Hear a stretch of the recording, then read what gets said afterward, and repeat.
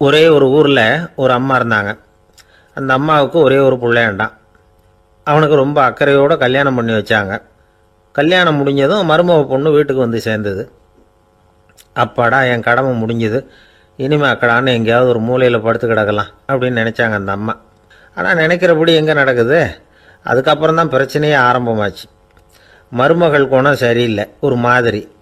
அந்த பொண்ணு வீட்டுக்கு வந்ததுமே முதல் வேலையாக மாமியாரை பார்த்து, அதுதான் நான் வந்துட்டேன்ல, இனிமேல் உங்களுக்கு என்ன வேலைங்க, புறப்பட வேண்டியது தானே, காசி ராமேஸ்வரம்னு எங்கேயாவது போங்க அப்படின்னுட்டு தான். மாமியாரை பார்த்தாங்க, கொஞ்சம் யோசனை பண்ணாங்க. இந்த பாருமா, நீ இப்படி சொல்கிறதுக்கு முன்னாடியே வீட்டை விட்டு புறப்படணுங்கிற முடிவுக்கு நான் வந்துட்டேன். வீட்டை மட்டும் இல்லை, இந்த உலகத்தை விட்டே கூட போகிறதுக்கு தயாராக இருக்கிறேன். ஆனால் ஒரே ஒரு விஷயத்துக்காக என் உயிரை கையில் பிடிச்சிக்கிட்டு இருக்கிறேன் அப்படின்னாங்களாம். என்ன விஷயம்னு கேட்டது இந்த மருமக பொண்ணு. வேற ஒன்றும் இல்லை, என் பிள்ளைக்கு கல்யாணம் பண்ணி வச்சுட்டேன். ஒரு பேர புள்ள பிறந்து அதை என் கண்ணால் பார்த்துட்டேன்னா நான் எங்கே வேணும்னாலும் போகிறதுக்கு தயாராக இருக்கிறேன் அப்படின்னாங்களாம் அந்த மாமியார். மாமியார் இப்படி சொல்கிறதுலேயும் நியாயம் இருக்கிறதாக பட்டுது அந்த பொண்ணுக்கு. சரி, அப்படியே இருந்து பார்த்துட்டு போகலாம் அப்படின்னு அனுமதி கொடுத்தது. கொஞ்ச காலத்தில் ஒரு பேரன் பிறந்தான். அந்த அம்மாவும் பேரனை கண்ணால் பார்த்துட்டாங்க. சரி, பேரனை பார்த்தாச்சுல்ல, இனிமேல் புறப்பட வேண்டியது தானே அப்படின்னது மருமக பொண்ணு. மாமியார் பார்த்தாங்க, நீ சொல்கிறது சரிதாம்மா, அதில் ஒன்றும் தப்பு இல்லை.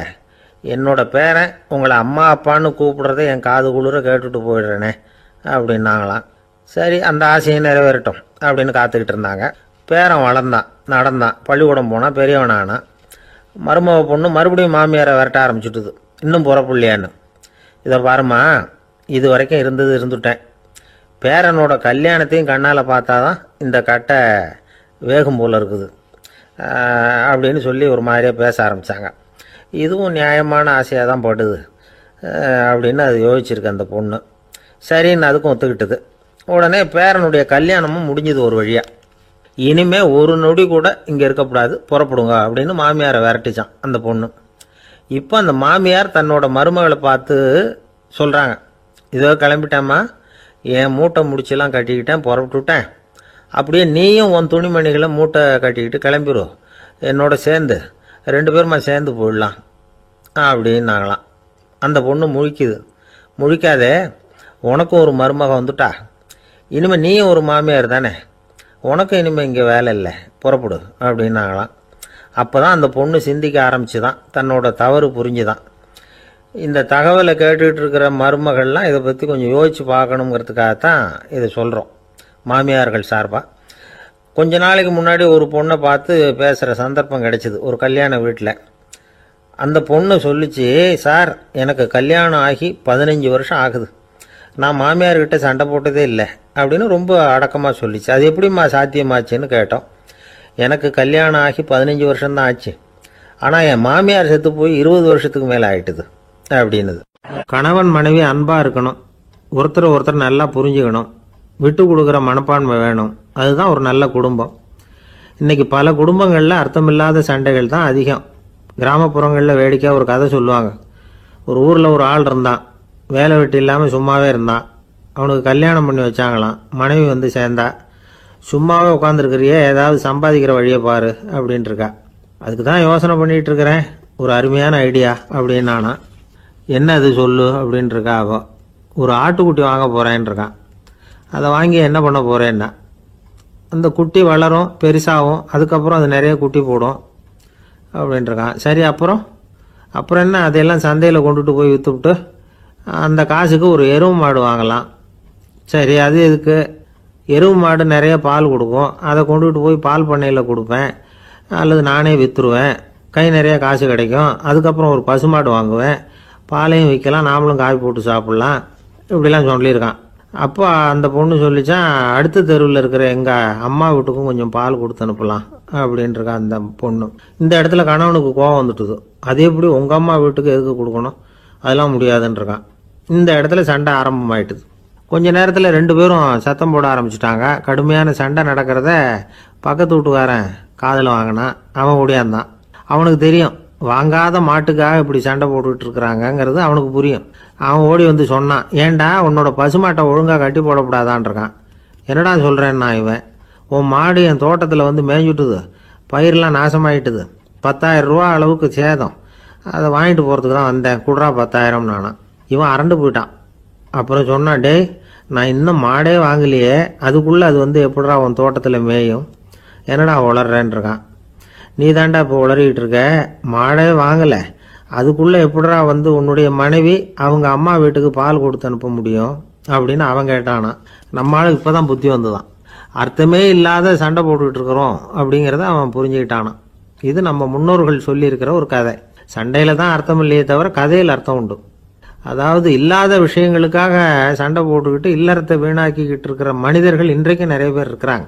ஒருத்தன் தன்னுடைய மனைவியை பற்றி மாமனார்கிட்ட புகார் சொன்னானா. மாமா, உங்கள் பொண்ணு அர்த்தமில்லாத சண்டை போடுறா, எதுக்கு எடுத்தாலும் எடுத்தெறிஞ்சு பேசுகிறா அப்படின்னு இருக்கான். நீ எப்படி மாப்பிள்ளை அதை சமாளிக்கிற அப்படின்னு கேட்டிருக்காரு அவரு. அவள் எடுத்தெறியறது என் மேலே படாமல் ஒதுங்கி நின்றுக்கிறேன் அப்படின்னு நானா இவன். ஒரு அப்பாவுக்கு 2 பிள்ளைங்க. மூத்தவன் ரொம்ப அடக்கம், அப்பா எது சொன்னாலும் கேட்பான், பெரியவங்களுக்கு கீழ்ப்படிஞ்சு நடப்பான்.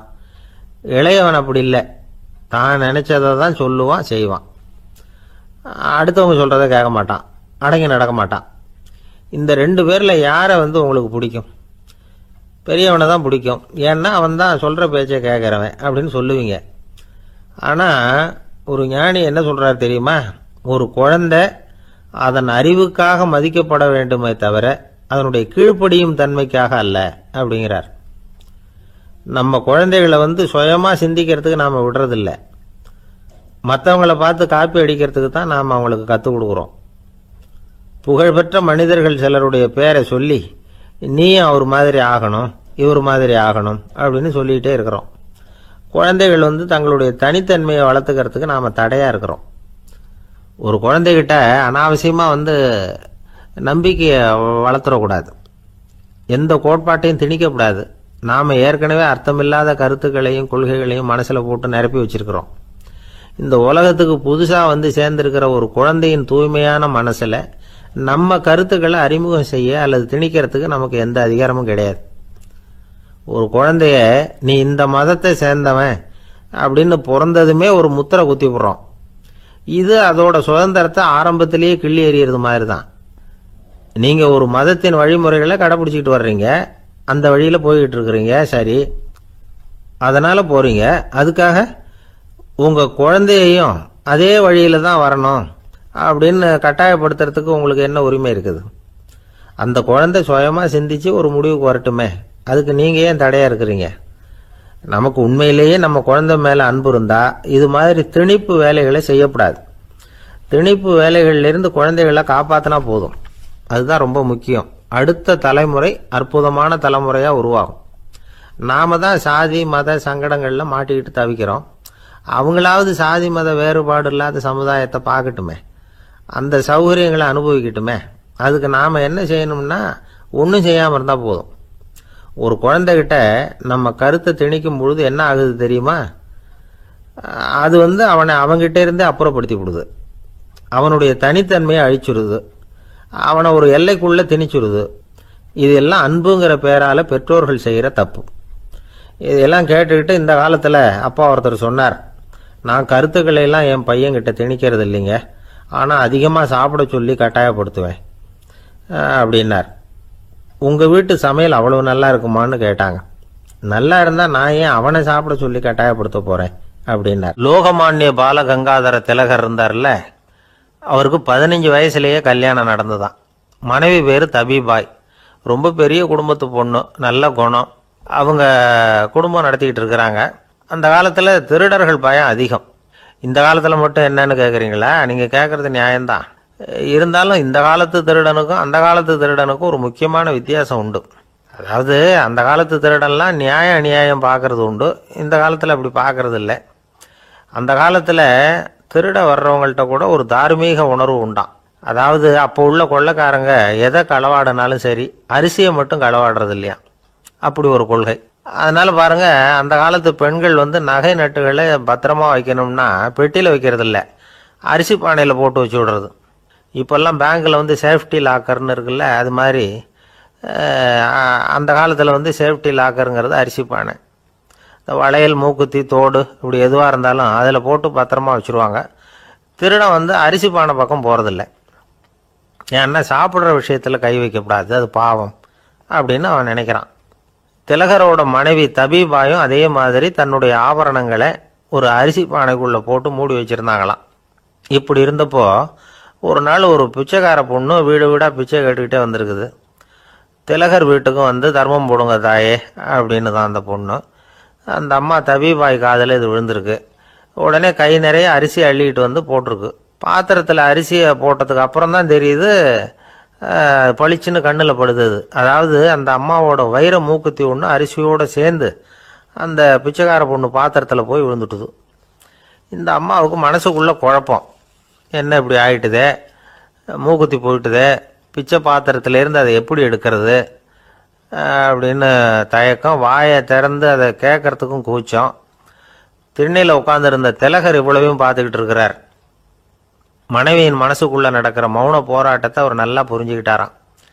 மனைவியை பார்த்து சொன்னாராம், தபீபாய், இது தெய்வ சம்மதம், அவளுக்கு சேர வேண்டிய மூக்குத்தி அவகிட்ட போயிட்டுது, பிச்சை பாத்திரத்தில் விழுந்த மூக்குத்தியை எடுக்க வேணாம் அப்படின்னாராம்.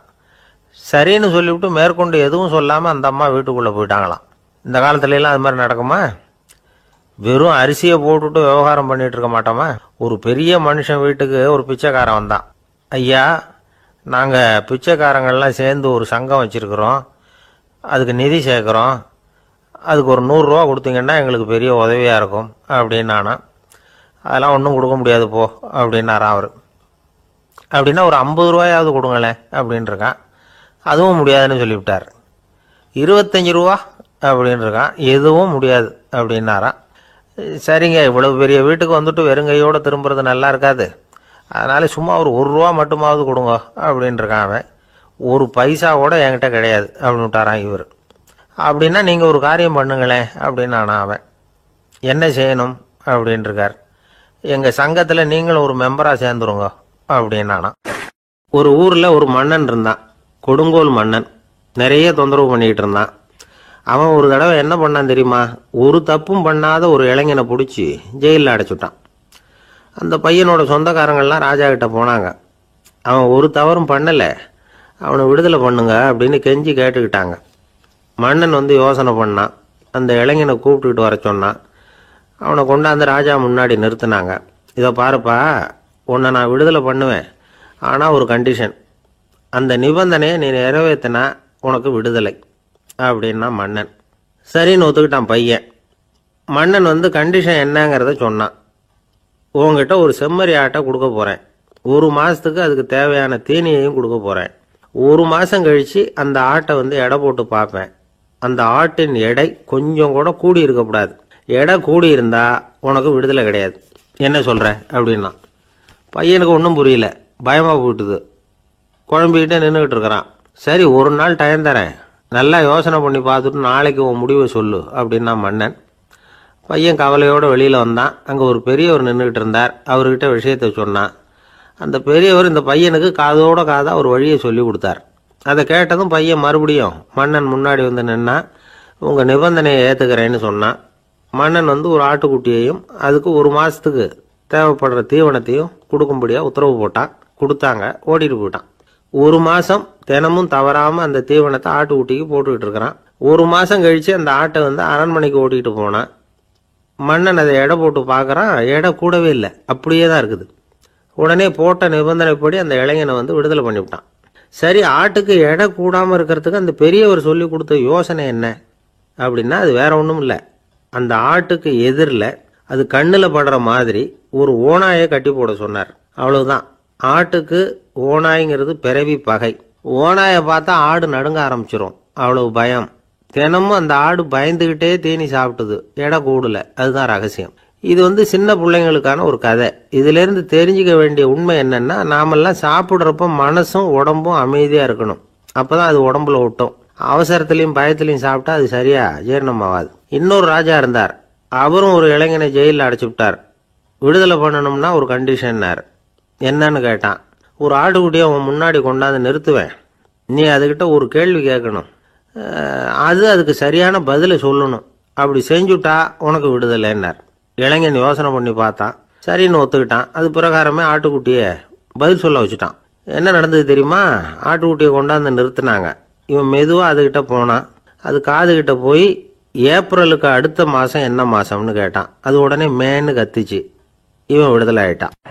காஞ்சிபுரத்தில் பல்லவ ராஜா ஒரு கோவில் கட்டினார், கைலாசநாதர் கோவில். அதுக்கு கும்பாபிஷேகம் பண்ணுறதுக்கு ஒரு நாள் குறிப்பிட்டு அதுக்கு வேண்டிய ஏற்பாடுகள்லாம் பண்ணினார். முதல் காரியமாக கடவுளை வேண்டிக்கிட்டார், நீங்கள் இந்த கும்பாபிஷேகத்துக்கு நேரில் வந்து கலந்துக்கணும்னார். கடவுள் அந்த ராஜா கனவுல வந்தார். நீ கும்பாபிஷேகம் வச்சிருக்கிற அதே நாளில் அதே நேரத்தில் எனக்கு இன்னொரு ஊரில் ஒரு கும்பாபிஷேகம் இருக்குது, அதுக்கு போக வேண்டியிருக்கு. அதாவது திருநின்ற ஊரில் என்னுடைய பக்தர் ஒருத்தர், அவரும் ஒரு கோயில் கட்டி கும்பாபிஷேகம் செய்கிறார். நான் அதுக்கு போக வேண்டியிருக்கு, அதனால் உன்னுடைய தேதியை நீ மாற்றி வச்சுக்கோ அப்படின்னார். கடவுள் தான் எங்கேயும் இருக்கிறவராச்சே, அவர் நினச்சா 2 இடத்துலையும் இருந்து கோயில் கும்பாபிஷேகத்தை நடத்த முடியாதா? ஏன் அப்படி செய்யலை? அது ஒரு முக்கியமான காரணத்துக்காகத்தான். திருநின்ற ஊரில் இருந்த பூசலாருங்கிற அந்த அடியாரின் பெருமையை இந்த உலகத்துக்கு எடுத்து காட்டணுங்கிறதுக்காகத்தான் கடவுள் அந்த ராஜா கிட்ட அப்படி சொன்னார். சரி, அந்த அடியார் அப்படி என்னதான் பெருசாக கோயில் கட்டி விட்டார்? ராஜா கட்டின கோயிலை விட பெருசா? அவர் கட்டினது கருங்கல்லாலேயோ மண்ணாலேயோ மரத்தாலேயோ இல்லை. அவர் கட்டின கோயில் வேற மாதிரி. அது மனசால கட்டின கோயில், மனசுக்குள்ளே இருக்கிற கோவில், மனக்கோவில். அந்த அடியார் தன்னோட மனசுக்குள்ள மாசக்கணக்காக ஒவ்வொரு கல்லாக சேர்த்து கட்டின கோவில். இந்த விஷயம் ராஜாவுக்கு தெரியாது. அவர் என்ன நினைச்சுட்டாரு, அது நாம கட்டின கற்கோயிலை விட ரொம்ப பெருசா இருக்கும் போல இருக்கு அப்படின்னு நினைச்சுட்டாரு. சரி, அப்பேற்பட்ட அந்த கோயிலை தரிசனம் பண்ணிவிட்டு வருவோம் அப்படின்னு நினைச்சு ராஜா திருநின்ற ஊருக்கு போறார். அங்க போய் பார்த்தா கோயிலையும் காணும், ஒன்னையும் காணும். கடைசியில் பூசலார் கட்டின மனக்கோவில் தான் அதுங்கிறத அவர் புரிஞ்சுக்கிறார். உடனே அந்த அடியாரின் காலில் விழுந்து வணங்குறார். அவரோ, இது மனசால முயன்ற கோவில், இதுக்கு இத்தனை பெருமையா அப்படின்னு ஆச்சரியப்படுறார். இதில் ஆச்சரியப்படுறதுக்கு ஒன்றும் இல்லை. ஆண்டவன் விரும்புறது அகபக்தியையே தவிர புற தோற்றங்களே அல்ல. இதை நாம் புரிஞ்சுக்கிட்டோம்னா நமக்குள்ள எந்த வேறுபாடுகளும் வர்றதுக்கு வழியே இல்லை. இன்னொரு ராஜா இருந்தார். அவர் ஆண்டவனுக்கு படைக்கிறதுக்காக ஒரு தார் நல்ல செவ்வாழை பழமாக எடுத்துக்கிட்டு போகணும்னு நினைச்சார். அதனால நாளே அதை வாங்கிட்டு வர சொன்னார் வேலைக்காரங்கிட்ட. வேலைக்காரன் போனான், கடைத்தெருவில் ஒரு தார் பழம் வாங்கினான். வர்ற வழியில் அவன் குடிசை. அப்படியே எட்டி பார்த்துட்டு போவோமேன்னு நினச்சான். போனான். அங்கே இவனோட குழந்தை பாவம் பசியால் கத்திக்கிட்டு இருக்கு. இவன் பார்த்தான், இவ்வளவு பெரிய தாரில் ஒரு 2 பழம் எடுத்தா தெரியவா போகுது அப்படின்னு நினச்சி ஒரு 2 பழத்தை பிச்சு அந்த குழந்தைகிட்ட கொடுத்தான். அது அதை வாங்கி வயிறார சாப்பிட்டுது. பசி அடங்குச்சு, விளையாட போயிட்டுது. இவன் அதுக்கப்புறம் வாழைப்பழத்தை எடுத்துக்கிட்டு அரண்மனைக்கு வந்தான். 2 பழம் பிச்சிருக்கிறது ராஜாவுக்கு தெரிஞ்சு போச்சு. இவன் உண்மையை சொல்லிவிட்டான். உடனே ராஜா, கடவுளுக்கு படைக்க வேண்டிய பொருளை குழந்தை எச்சில் பண்ண விட்டுருக்கியே அப்படின்னு சொல்லி அவனை கட்டி வச்சு சாட்டையால் அடித்தார் பாவம். மறுநாள் பழத்தை கோயிலுக்கு எடுத்துகிட்டு போனார். கடவுள் முன்னாடி வச்சார். கடவுள் கண்ணை திறந்து பார்த்தார், பழம்லாம் அழுகி இருக்குது. என்ன இது அழுகி போன பழம் அப்படின்னார். ராஜா முழிச்சார். நல்லா தானே இருந்தது அப்படின்னு நினைச்சார். அப்போ கடவுள் அந்த ராஜா கிட்ட சொன்னாராம், இதை பாருப்பா, இந்த தாரில் 2 பழம் தான் நல்ல பழம், அந்த 2 பழங்களையும் நேற்றுக்கே நான் சாப்பிட்டுட்டேன் அப்படின்னாராம். அப்போதான் ராஜாவுக்கு புரிஞ்சுது, ஏழை குழந்தையின் பசியை தீர்க்கறதுக்காக உதவுன அந்த 2 பழம்தான் இறைவன் சாப்பிட்ட பழம்னு. இறைவன் இருக்கிற இடம் எது? இதுதான். ஒரு பெரியவர்கிட்ட பேசிக்கிட்டு இருந்தேன். அவர் என்கிட்ட ஒரு கேள்வி கேட்டார். திருடர்கள் எத்தனை வகை தெரியுமா உனக்கு அப்படின்னார். இதுதான் அவர் கேட்ட கேள்வி.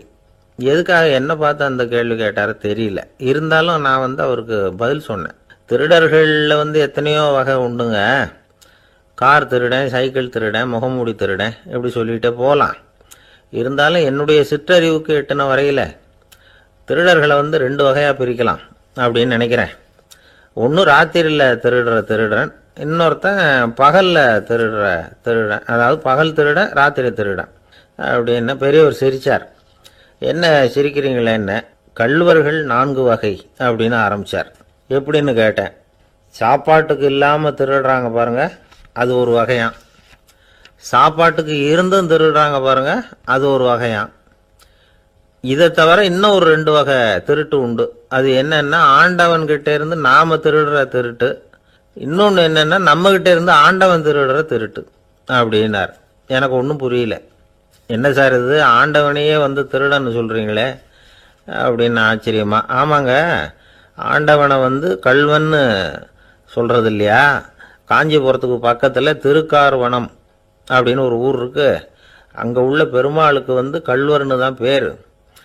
அது மட்டும் இல்லை, திருமங்கை ஆழ்வார் தம்முடைய திரு நெடுந்தாண்டகத்தில் கார்வனத்துள்ளாய் கல்வா அப்படின்னு தான் அழைக்கிறார் அப்படின்னு நிறைய உதாரணம்லாம் சொல்ல ஆரம்பித்தார். அதுக்கப்புறம் அவர்கிட்ட பேசி நான் புரிஞ்சுக்கிட்ட விவரங்களை தான் நான் இப்போ உங்ககிட்ட சொல்ல போகிறது. அதாவது அவர் சொன்ன முதல் வகை திருடர்கள் வந்து சாப்பாட்டுக்கு இல்லாமல் திருடுறவங்க. இவங்களை வந்து திருத்தி போடலாம். சாப்பாட்டுக்கு இருந்தும் பணம் சேர்க்கணுங்கிற ஆசையால் பொய் கணக்கெல்லாம் எழுதுறாங்க பாருங்க, அவங்க தான் ரெண்டாவது வகை.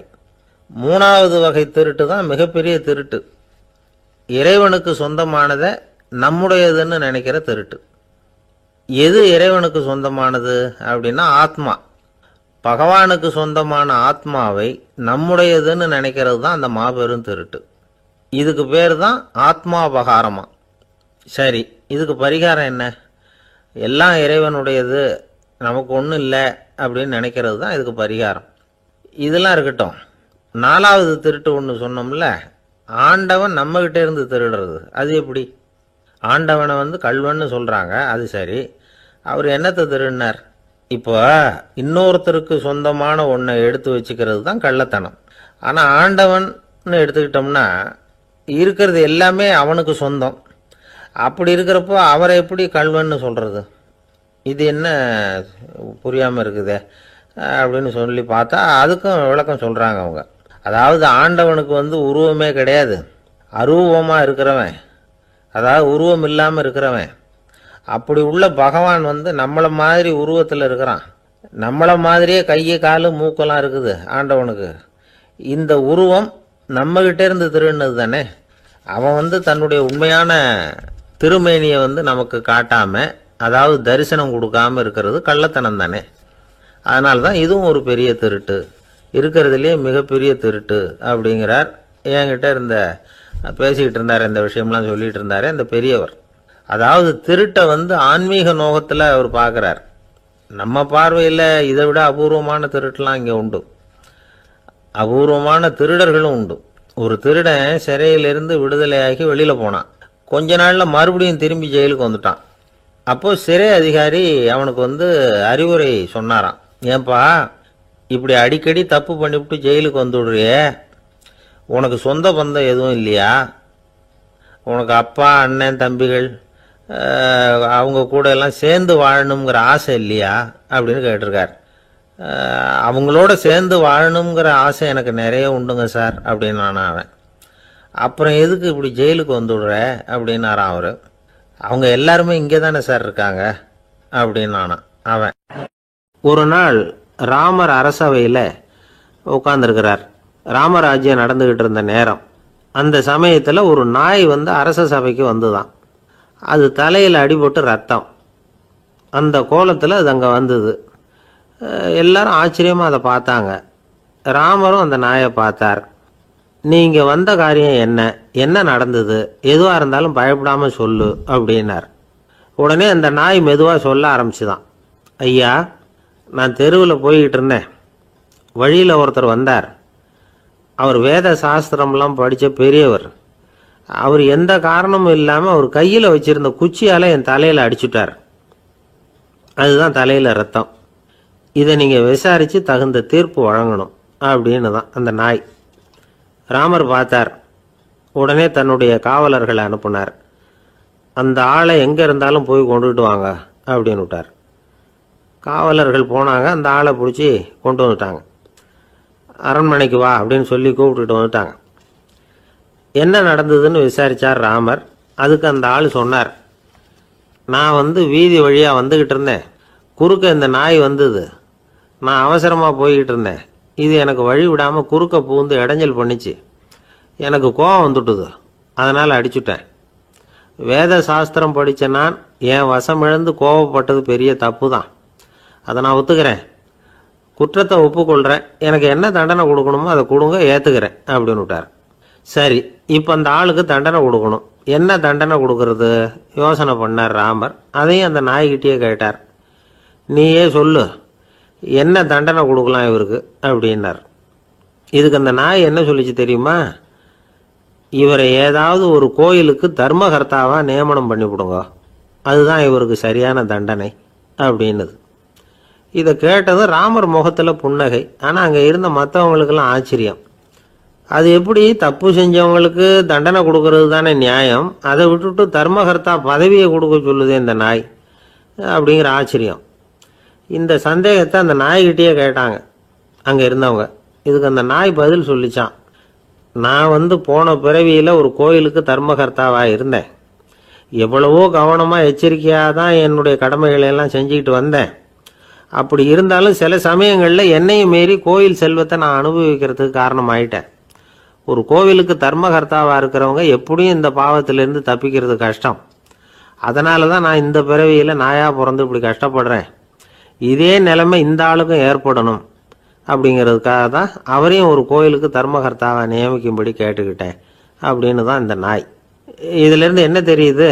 எந்த பதவியில் நாம் இருந்தாலும் நமக்கு தெரியாமல் கூட அதை தவறாக உபயோகப்படுத்தக்கூடாதுங்கிறத இதிலேருந்து புரிஞ்சுக்கணும். இல்லைன்னா அடுத்த பிறவியில் நாயாக பிறந்து எங்கேயாவது போய் வாழை ஆட்டிட்டு நிற்க வேண்டியது தான்.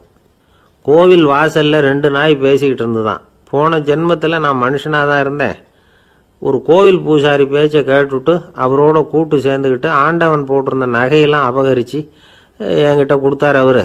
நான் எடுத்துகிட்டு வந்துட்டேன். திருடினது அந்த ஆள் தான், எடுத்துக்கிட்டு வந்தது தான் நான். இருந்தாலும் நான் மட்டும் நாயாக பிறந்துட்டேன். இப்போ மட்டும் அந்த பூசாரி என்கிட்ட மாட்டினா கடித்து குதறி போடுவேன் அப்படின்னு தான். அவசரப்பட்டு அப்படி செஞ்சுடாதே, பதிலுக்கு அவரும் உன்னை திருப்பி கடித்தாலும் கடிச்சிருவார். ஏன்னா அவரும் இப்போ ஒரு நாயாக தான் பிறந்திருக்கிறார் அப்படின்னு தான் இன்னொன்று. அது எப்படி உனக்கு தெரியும்னு தான் இது. நான் தானே அது அப்படின்னு தான் அந்த நாய். நம்மக்கிட்ட ஒருத்தன் தப்பாக நடந்துக்கிட்டானா உடனே நாம் என்ன செய்வோம்? கையை ஓங்கிட்டு அவனை அடிக்க போவோம். நாம் அவங்ககிட்ட அவனை விட ஒருபடி மேலாக தப்பாக நடந்துக்குவோம். ஆனால் பெரியவங்கள்லாம் அப்படி நடந்துக்கிறது இல்லை. இன்னா செய்தாரை ஒருத்தல் அவர் நாண நன்னயம் செய்து விடல் அப்படின்னு வள்ளுவர் சொல்லியிருக்கார் இல்லையா? அதுக்கு தகுந்த மாதிரி நடந்துக்குவாங்க. பாயசித் விஸ்தாமிங்கிறவர் ஒரு பெரிய ஞானி. அவர் ஒரு நாள் ராத்திரி ரொம்ப நேரம் மசூதியில் இருந்துட்டு வீட்டுக்கு திரும்பி வந்துக்கிட்டு இருக்கிறார். வழியில் ஒரு குடிகாரன், அவன் கையில் ஒரு இசைக்கருவி, அதை கண்ணா பின்னான்னு மீட்டிக்கிட்டு வாய்க்கு வந்தபடியே என்னத்தையோ பாட்டுன்னு நினச்சிக்கிட்டு பாடிக்கிட்டு அவன் பாட்டுக்கு கிடக்கிறான் வழியில். அதோடு இருந்தாலும் பரவாயில்ல, அந்த பக்கமாக வழியில் போகிறவங்க வர்றவங்களையெல்லாம் பார்த்து கண்ணா பின்னான்னு திட்டிக்கிட்டு இருக்கிறான், ரொம்ப வளர்க்குறான். பாயசித் பிஸ்தாமிங்கிற அந்த பெரியவர் அந்த வழியாக போகிறார். அவனை பார்க்குறார். அவனுடைய நிலைமையை பார்த்துட்டு பரிதாபப்படுறார். ஏன்பா இது மாதிரியெல்லாம் நடந்துக்கிற, இப்படி நடக்கலாமா அப்படின்னு ஏதோ கொஞ்சம் புத்திமதி சொல்கிறதுக்கு ஆரம்பித்தார். அவனுக்கு கோபம் வந்துட்டுது. கையில் வச்சிருந்த வாத்திய கருவி அதால் ஓங்கி அந்த பெரியவர் தலையில் ஒரு அடி கொடுத்தான். ரத்த காயம் ஏற்பட்டு போச்சு. அவன் கையில் இருந்த இசைக்கருவியும் அடித்த வேகத்தில் 2ஆக உடஞ்சி போச்சு. அவ்வளோ வேகமாக அடிச்சிருக்கான். இவ்வளவு தூரத்துக்கு நடந்து போச்சுல்ல, அந்த மாபெரும் ஞானி வாயை திறந்து ஒரு வார்த்தை கூட பேசலை. பேசாமல் தலையை பிடிச்சிக்கிட்டு அவர் பாட்டுக்கு போயிட்டார். மறுநாள் அந்த பெரியவர் என்ன பண்ணார் தெரியுமா? கொஞ்சம் இனிப்பு பண்டங்கள், கொஞ்சம் பணம், இது 2ஐயும் ஒரு ஆள் மூலமாக அனுப்பி வச்சார் அந்த குடிகாரனுக்கு. அவனுக்கு ஒன்றும் புரியல. என்ன விவரம்னு விசாரித்தான். வந்த ஆள் ஒரு கடுதாசியை நீட்டினான். அதில் விவரம் இருந்தது. ஞானி எழுதியிருக்கிறார், இதை பார்ப்பா, உங்களுடைய இசைக்கருவி உடையறதுக்கு என்னுடைய தலை காரணமாக ஆயிட்டுது. அதுக்காக நான் ரொம்ப வருத்தப்படுறேன். அதுக்காக தான் பணம் அனுப்பி வச்சுருக்கேன். வேறு புதுசாக ஒரு இசைக்கருவி வாங்கிக்கோ. அப்புறம் இன்னொரு விஷயம், நேற்றுக்கு ராத்திரி என்கிட்ட ஏகப்பட்ட கசப்பான வார்த்தைகளை பேசினேன். இதோடு அனுப்பியிருக்கிற இனிப்பு பண்டங்களை சாப்பிட்டு உன்னுடைய நாவில் உள்ள கசப்பை மாற்றிக்கோ அப்படின்னு அதில் எழுதப்பட்டிருந்தது. இந்த சமயத்தில் அவன் குடி மயக்கத்தில் இல்லை, தெளிஞ்சு போயிருந்த நேரம் இது. அதனால் அதை படித்த உடனே அவனுக்கு ரொம்ப வெக்கமாக போச்சு. தலை குனிஞ்சான், யோசனை பண்ணான். கொஞ்ச நேரத்தில் தன்னுடைய நண்பர்கள் சில பேரையும் கூப்பிட்டுக்கிட்டு நேராக அந்த ஞானி இருக்கிற இடத்துக்கு ஓடினான். அவர் காலில் விழுந்தான். அவர்கிட்ட மன்னிப்பு கேட்டுக்கிட்டான். பெரியவங்களே தெரியாமல் நான் இந்த பாவச் செயலை பண்ணிவிட்டேன், என்னை மன்னிச்சுங்க. உங்களுடைய பொறுமையும் போதனையும் என்னுடைய கண்ணை திறந்துட்டுது. இனிமேல் நானும் என்னுடைய நண்பர்களும் நல்ல வழியில் திருந்தி வாழ போகிறோம் அப்படின்னா. ஞானி செய்த நன்னயம் குடிகாரனை எப்படி திருத்திருக்கு பார்த்தீங்களா? இந்த கதையை கேட்டுவிட்டு ஒருத்தர் சொன்னார், என் வாழ்க்கையில் கூட அப்படி ஒரு சம்பவம் நடந்தது சார். நானும் ஒரு நாள் ராத்திரி ஓவராக குடிச்சிட்டு ஒரு கிட்டாரை வாசிச்சுக்கிட்டு கண்ணாபின்னான்னு உளறிக்கிட்டு திட்டிக்கிட்டு இருந்தேன். அந்த சமயம் அந்த வழியாக ஒருத்தர் வந்தார். ஓங்கி தலையில் ஒரே ஒரு அடி. ரத்தம் வந்துட்டுது. அதுக்கப்புறம் என் மனசு தெரிந்துட்டுது சார் அப்படின்னார். அப்படியா என்ன ஆச்சரியமா? ஆமாம் சார், அடி விழுந்தது அவர் தலையில் இல்லை, என் தலையில். வந்தவர் என்ன அப்படி அடிச்சுட்டார். மயக்கம் தெளிஞ்சதுக்கு அப்புறம்தான் எனக்கு விவரம் புரிஞ்சுது. அவர் ஒரு போலீஸ்காரரு அப்படின்னார் ரொம்ப சோகமாக.